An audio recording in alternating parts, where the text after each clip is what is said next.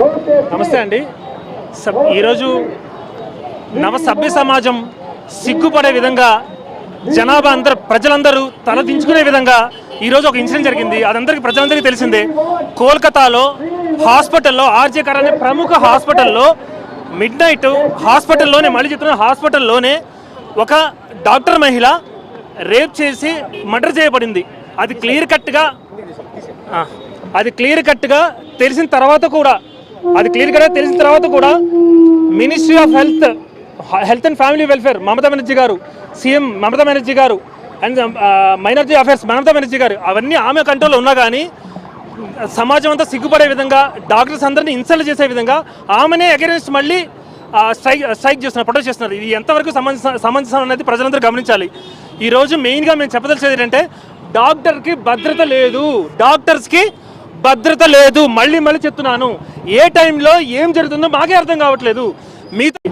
ఈరోజు మీడియా ప్రసంగంగా ముందు మీ అందరిని అడుగుతున్నాను, డాక్టర్స్కి సేఫ్టీ ఏది? ఏ టైంలో ఏం జరుగుతుందో మాకే అర్థం కావట్లేదు. సడన్గా వస్తారు. మొన్న కేరళలో డాక్టర్ని కట్టుబడితే పట్టాపట్టాడు. ఏంటి జరుగుతుంది? కష్టపడి ఆ అమ్మాయిని వాళ్ళు 25 సంవత్సరాలు పెంచి ఎవరో అనామకుతో కత్త పొడిపించుకోవడానిక ఏంటి అన్యాయం జరుగుతుంది? ఏం జరుగుతుంది ఇక్కడ? ఈరోజు కంప్లీట్లీ ఈ ఇన్సిడెంట్కి ఇండైరెక్ట్లీ సపోర్టెడ్ అయితే డెఫినెట్లీ మమతా బెనర్జీ గారు, దానిలో ఎటువంటి డౌట్ లేదు. అది అందరికీ తెలిసిందే. ఇది మేము డెఫినెట్లీ ఈ మీడియా ప్రసంగం మేము వాదించేది ఏంటంటే మాకు న్యాయం జరగాలి. ఇన్నాళ్ళు ఏం చెప్పారు? నైట్ ఎందుకు వెళ్ళాలి, బస్సులో ఎందుకు రేపు జరిగింది. ఇన్నాళ్ళు ఏమన్నారు? మహిళ బస్సు ఎందుకు ఎక్కాలి, నైట్ మిడ్ నైట్ ఎందుకు ఉండాలి, పబ్లిక్ ఎందుకు వెళ్ళాలన్నారు. ఇప్పుడు ఎక్కడ జరిగింది అడుగుతా ఉన్నా నేను. ఇప్పుడు ఎక్కడ జరిగింది? హాస్పిటల్లో కొన్ని వేల మంది తిరిగే చోట మిడ్ నైట్ అందరు డాక్టర్లు చుట్టుపక్కల అందరు మనుషులు ఉండగా జరిగింది. అది ఎలా జరిగింది? లోపల సపోర్ట్ లేకుండా జరుగుతుందా?